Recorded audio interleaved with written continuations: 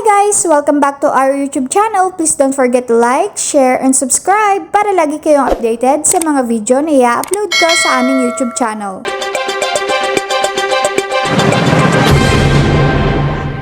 Alam ba ninyo mga ka-seniors na ang Pilipinas ay mayroong 2,263 medicines na exempted sa 12% VAT. Magandang araw po sa inyo. Ito po ay si Tito Jules.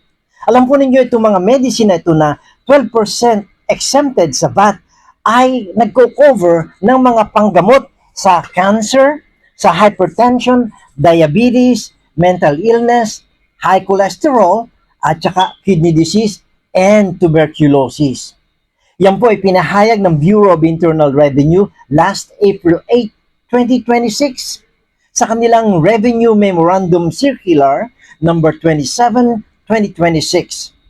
Inendorso po ito ng Food and Drug Administration ayon sa Republic Act 10963 or Train Law at saka Republic Act 11534 o yung Create Act. At ito po ang breakdown ng mga sakit na sakop nitong 12% exempted sa VAT. Ang cancer, 702 medicines. Ang hypertension ay 535 medicines. Ang diabetes ay 327 medicines. Mental illness, 300 medicines. High cholesterol, 171 medicines. Kidney disease, 152 medicines.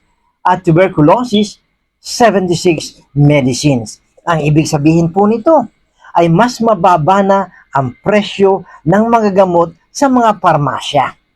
Gamot na kinakailangan ng mamamayang Pilipino. Thanks for watching! Please don't forget to like, share, and subscribe!